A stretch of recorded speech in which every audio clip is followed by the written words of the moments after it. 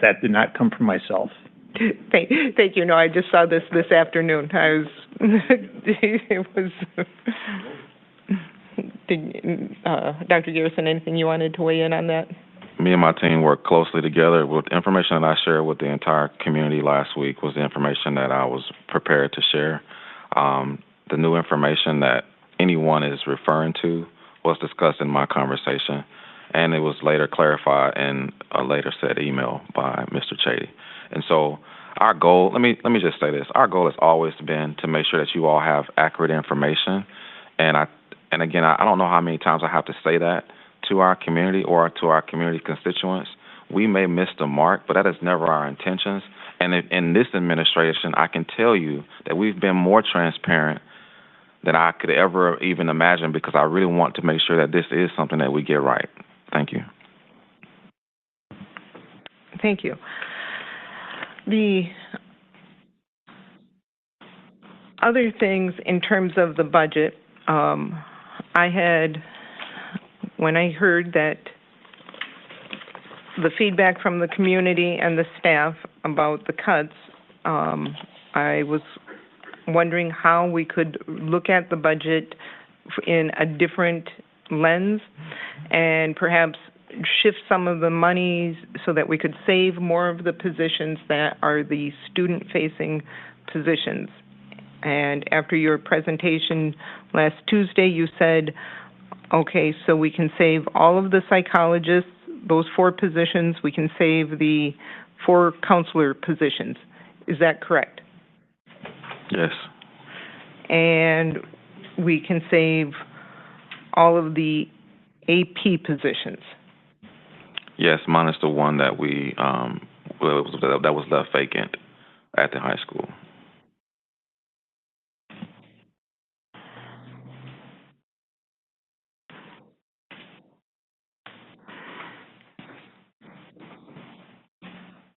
Okay. Well, there's another position due to a leave of absence that's open now at Merrill. If that's what I want to make sure I capture everything because of transparency with the vacancy. So that's another space that we could either hold, replace, or do something different with it. In light of some of the situations that are happening at the high school, had you considered maybe taking that money and using it for an AP at the high school? My understanding is the freshman AP at the high school is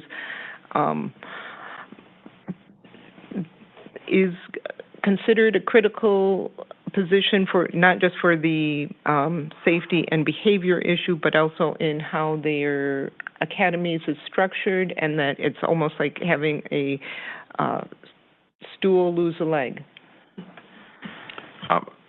So one of the things that when we're in budgetary constraints in the school district, I have to look at many different opportunities in which we have to explore. The one that I did explore was using Mr. Chris Whitney, who's an assistant principal over at BLA, and I wanted to make sure that the high school still had the support.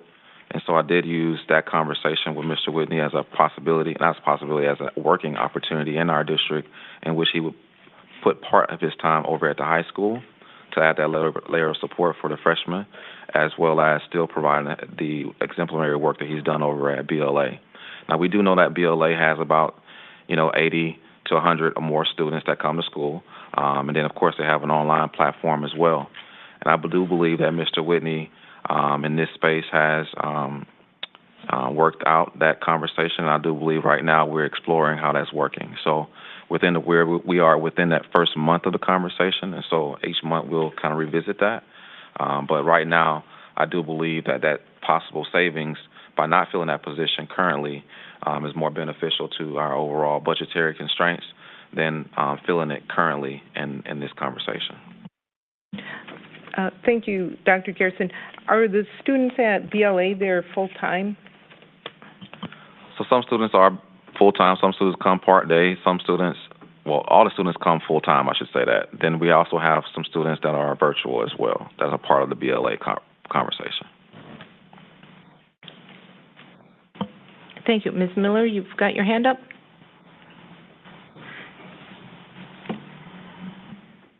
Sorry, I was a little slow on the button there. Thank you so much. I really appreciate you bringing that up, Board President Johnson. My question was regarding cuts. I know there's a document posted in board that you put some work into, and so thank you for that work, kind of delineating where we could move cuts to if they were necessary. In the context of the conversation we just had, I just want to put a thought into the room that if there's going to be, we've used the word right sizing in our district many times over the years. If there were going to be consideration of cuts for additional positions, I would rather sort of to honor what Ms. Fox said last time about like the Swiss cheese approach. One thing that I think we ought to consider strategically as a board in collaboration with our administrators is to create in our strategic plan considerations for like what are the outcomes and like value added that we need to sustain at all levels, because COLAC is of course part of our school district and absolutely does impact students and student facing positions. So I guess like after reflecting for this weekend on what was posted on Friday, I'm wondering if we could work into our discussion about the strategic plan, about district goals and all of these things, a way in which we can figure out what we absolutely must preserve at all levels of our district. And then when it's time to be thinking about the budget for next year, which basically is going to start in like, November 2nd, after we've statutorily approved our budget for this year, we can be very deliberate in where we need to keep positions and where there's a potential to move positions around. So just I thought the agenda as it was posted with all of the contents that, were attached.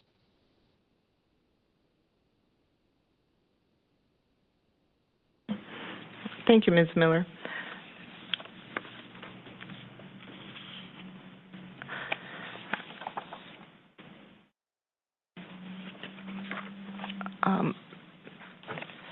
Ms. Fox, did you have anything that you wanted to add to the conversation at this time? Okay. Dr. Garrison, the other question that kind of keeps coming around is the question of the biliteracy coordinator and how long that position has actually been vacant.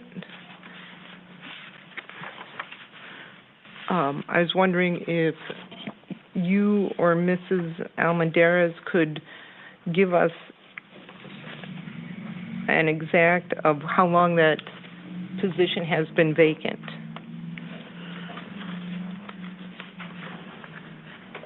I would have to ask Mrs. Almendarez to help me on how long it's been vacant, if she has a response for that. If not, we can get you the response.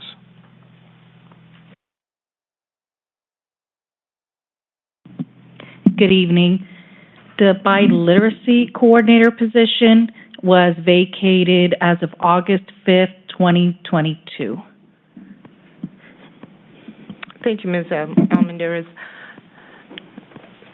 So one of the things I'd like to see in our future discussions, strategic plan, is getting away from this idea of having vacant positions year after year and having them, if they're more than 1 year, are they vacant or are they being used as slush fund money to balance a budget that we should have already planned out well in advance?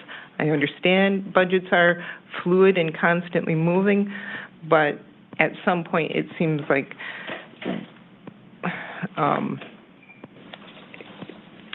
we're not doing our due diligence to our constituents and the taxpayers.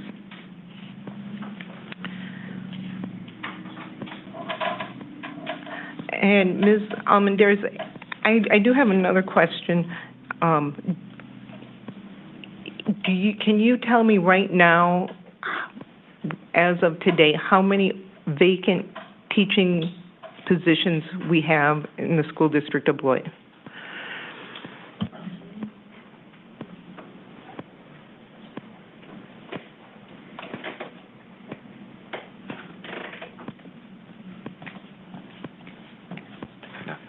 Did you want a total number or?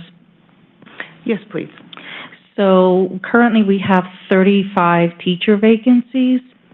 We have 7 paras.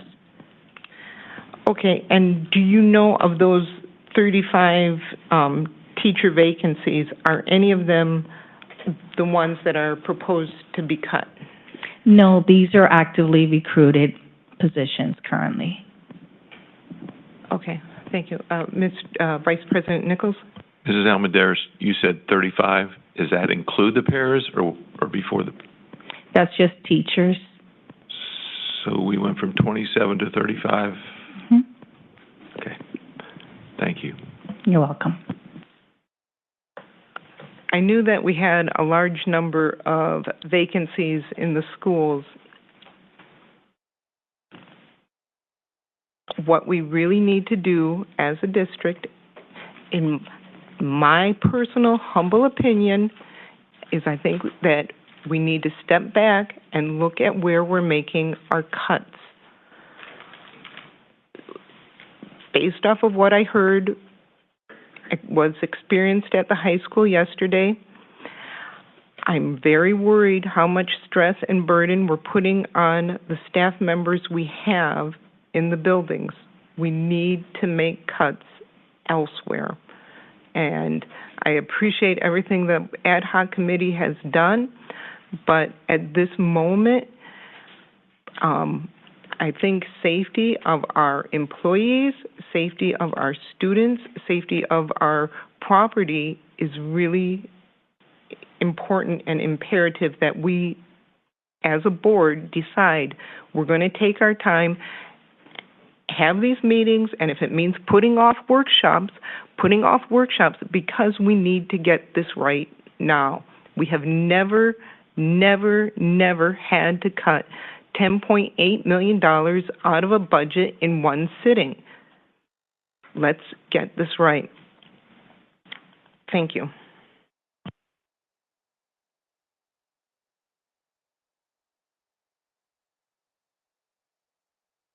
Oh, certainly. Either Dr. Garrison or Mrs. Almendarez, how are we filling these? How are we filling these positions today or tomorrow? The 43 positions. Every year we have vacancies, and every year we continue to recruit until we are able to find those said positions and hire for those said positions. It is hard. I mean, in an environment that we're in right now, especially here in Beloit, where teachers may have different options to go different places. We have to make ourselves a better space for that recruitment. I take full responsibility for that. We do know that there's a deficit that we're working from. There's CPI conversations that we're having, and when people look at Beloit and they see, we're not able to get, our increases, or we're not able to get, the positions that we possibly want, there's a lot of different conversation that comes into that retention and retaining and recruiting this space. And so we are still looking for those positions. And again, just like last week, you saw a slew of hires on the HR rec. We will continue to try to hire those positions in the building as it stands. However, we also know that in this conversation, there's going to be opportunities for us to figure out better ways to recruit. And so I think retention and recruitment is something that we also have to look at on both sides of the coin. I do believe we can do a better job in many different areas, and we want to get better at recruiting, and we want to get better at retention. We want to get better at, of course, everything that we do in the school district. So that's just my space that I can answer that question. Okay, well, I appreciate your response. I understand it's a challenge to go through, but the question was, how are we filling those positions? In other words, how are we filling the classrooms with a teacher if we're 43 in the hall right now? Not all pairs and teachers together. You have to also remember we have class sizes. Teachers are in the classrooms. We would like to have more staff to alleviate some of those opportunities, but all classrooms have teachers in front of their students. Students in front of teachers. Yeah, teachers in front of students, sorry. So we have all our classrooms are occupied with a professional the more people we are able to get, the better, and it helps alleviate that question. And I know I'm not answering your question fully, Mr. Nichols, but again, it's a recruitment thing, and it's also about filling. Sometimes we have subs, but I can also let Mrs. Almendarez add to that question if necessary.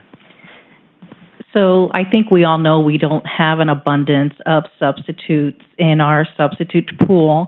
However, what our buildings do to help cover these vacancies is either utilize their permanent building sub. In the absence of a permanent building sub being able to take the position, we sometimes allow or ask teachers to receive overload pay to help cover the number of students that they can then bring into their classroom. So we get creative just to make sure that every single one of our students can get an education that day. Sometimes we've had an AP or a principal go into a classroom if needed, but always ensuring that our students get an education. Coaches are also a part of that conversation. Mm-hmm. You know, they filling in classes right now, and so that's an ongoing conversation that we have to keep having. Thank you, Mrs. Almendarez. And Dr. Garrison, thank you both. Thank you. Board Member Hankins? Yeah, as long as we're on the subject, I was in a discussion this summer, just overall discussion with the building admin. There are a couple of building admins.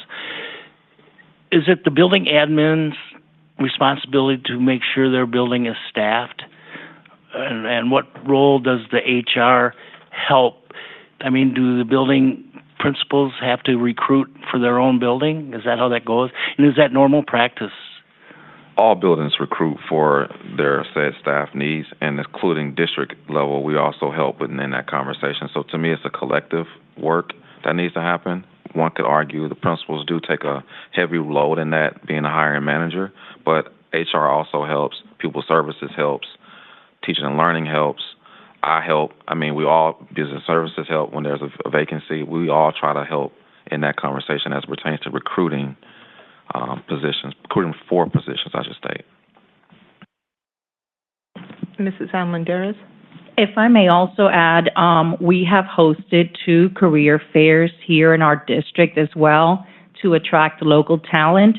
And we also have been busy going to career fairs at higher ed institutions and other entities in an effort to attract talent to our district.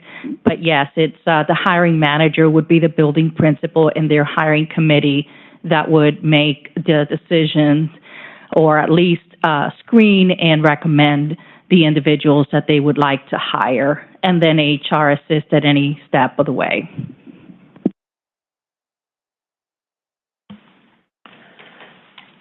Any other questions before we move on? Okay. Hearing none. That brings us to item 3, executive session. Oh, I'm sorry? Oh, thank you. I thank you for reminding me. That brings us to item D, compensation for all non-teaching employee groups.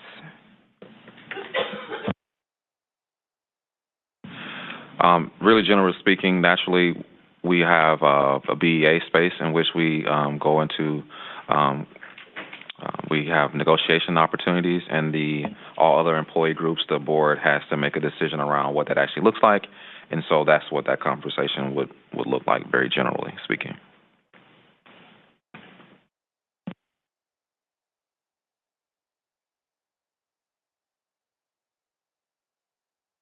The board could easily look at, anything from a 0%, 1%, 2%, 2.12%. We did build into our budget 2.12% increase, that was already stated, and so that's just something that that conversation can have very broad conversation. So you built that into your budget. Is that your recommendation? The board typically will make a decision on that. My recommendation, we did build it into our budget for that specific reason. However, the board could go anywhere from 2% 2.12% up or 2.12% down, technically. We built 2.12% into the budget because we had to have something in the budget as we kind of worked through our deficit conversation. So if not all non-teaching employee groups received the 2.1 raise, there could be a realized savings there? There could be a savings there, yes, ma'am, if it was zero or anything less than 2.12%. Thank you. Did any board members have questions or comments? Oh, Mr. Hankins? I'm sorry, I just don't, where did 2.12 come from? Is that a CPI? Mr. Chady will help me with that space. Thank you.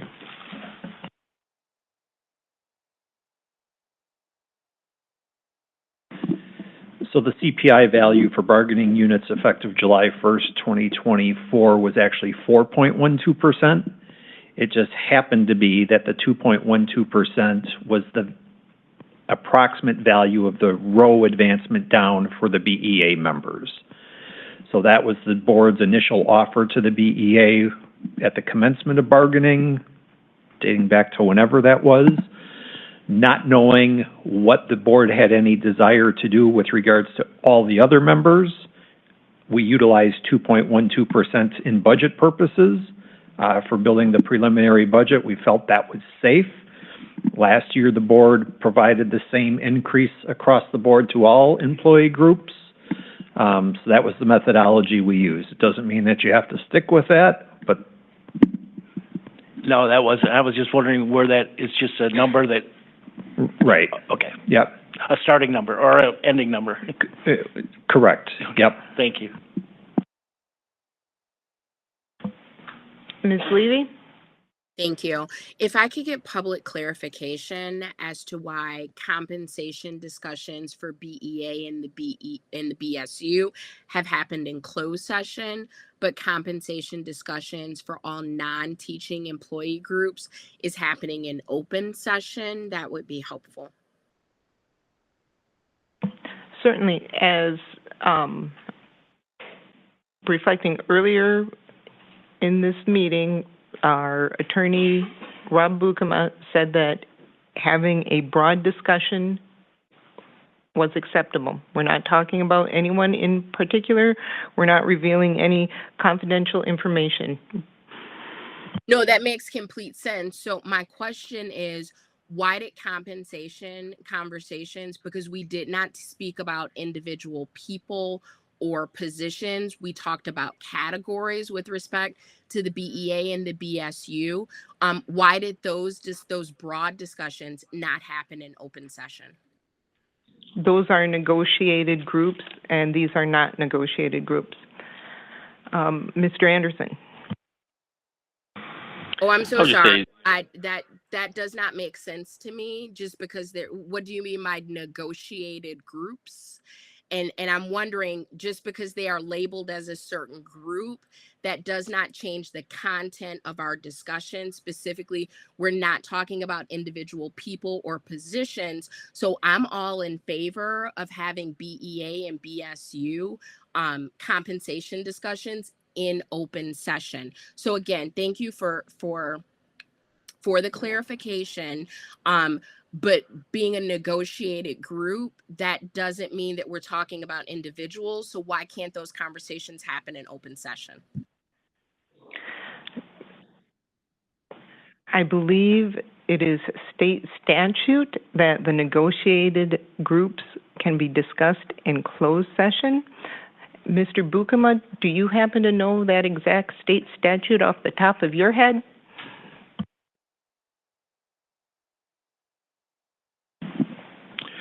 Normally, negotiated groups, the parties prefer it to be in closed session. It can be an open session. Normally, there's a strategic and bargaining reason. The statute references that in 19.85(1)(e), and so normally those are in closed session. Mr. Bukema, you're the best. Thank you for that. And thank you for using the word prefer. I would actually recommend, since we're having this conversation in open session and it seems wholly appropriate, I see no reason why the other conversations wouldn't also happen in open session. Thank you so much. Thank you. Board Member Brian Anderson. Yes, I guess for discussion purposes, I'd say, the 2.12 is built into the budget because, although Dr. Garrison didn't use the word recommend, he included it in the budget as an assumption, I'll say, and something that, based on past practices, we've mirrored the BEA group. So I think it'd be wholly appropriate to have the same step movement for this group as well.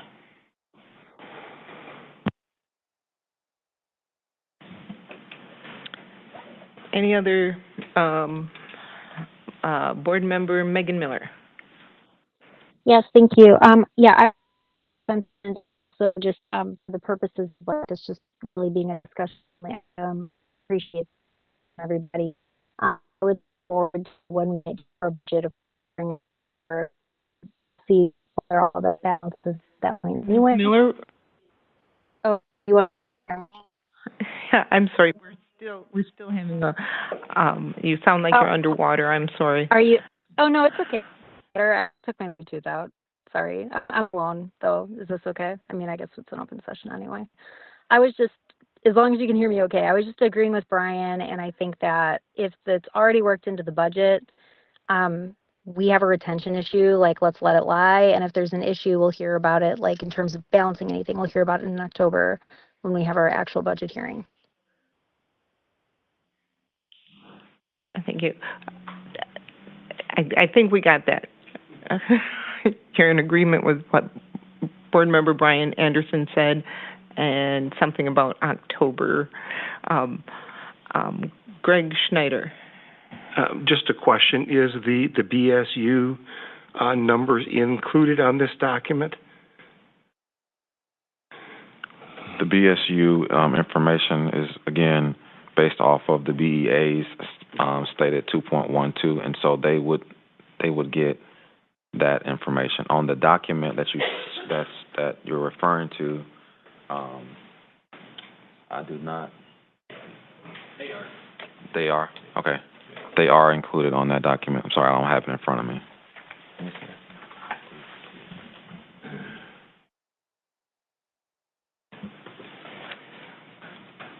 Okay, if everyone is good then, it doesn't. Greg, is your hand up? Thank you. Okay. I'm so sorry. 3. I don't think you see it, but my hand is raised. Oh. Go ahead, Ms. Levy.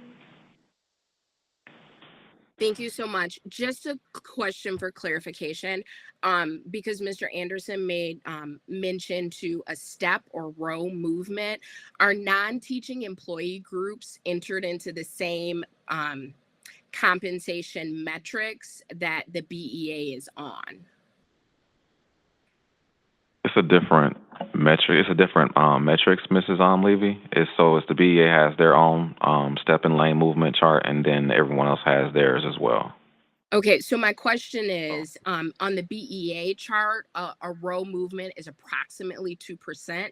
Is it the same comparison when we look at a row movement for non-teaching employee groups? Yes, ma'am, it is. Perfect. Thank you so much. And just in the hopes of moving this expeditiously, I would like a roll call vote when it's time for a vote, definitely not trying to rush that. And my only final comment is the financial position that we are in. I just cannot at this time support increases when we are also faced with what Board President Johnson clearly pointed out of no dedicated AP at the high school. So if there are savings to be had, I would prefer is I would prefer that everyone got the raises at CPI. In the absence of our ability to do that, I think it is a better use of the current funds that we may have, given that this money was built into the budget, but we're voting whether or not we want to allocate it that way, to look at positions to support our current staff, and the relief of some of their duties and the day-to-day building work. So this is not something that I'm able to support, and just wanted to clearly identify why. Thank you, Ms. Levy. And this item is an action discussion item. I am comfortable if we don't take action on it tonight because of the unusual situation we're in, but if somebody does want to make a motion, they certainly are more than welcome to and have that privilege.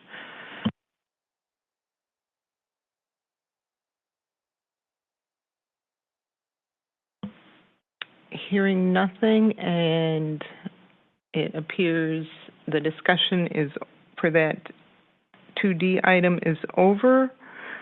That brings us to item 3, executive session. A motion may be made to convene the Board of Education into closed session pursuant to Section 19.85, Parent 1, Parent C, relative to considering possible employment recommendations impacting employment and compensation for a specific person or persons who are employed by the School District of Beloit for all non-teaching employee groups for the superintendent's evaluation and considering employment, promotion, compensation, or performance evaluation data of the superintendent, and 19.85, Parent 1, Parent F of the state statutes considering financial, medical, social, or personal histories or disciplinary data of specific persons, preliminary consideration of specific personnel problems, or the investigation of charges against specific persons, except where Parent B applies, which, if discussed in public, would be likely to have a substantial adverse effect on the reputation of any person referred to in such histories or data or involved in such problems or investigations. Is there a motion? Before there's a motion, do we need to remove the link involving compensation for staff because we removed that from closed session?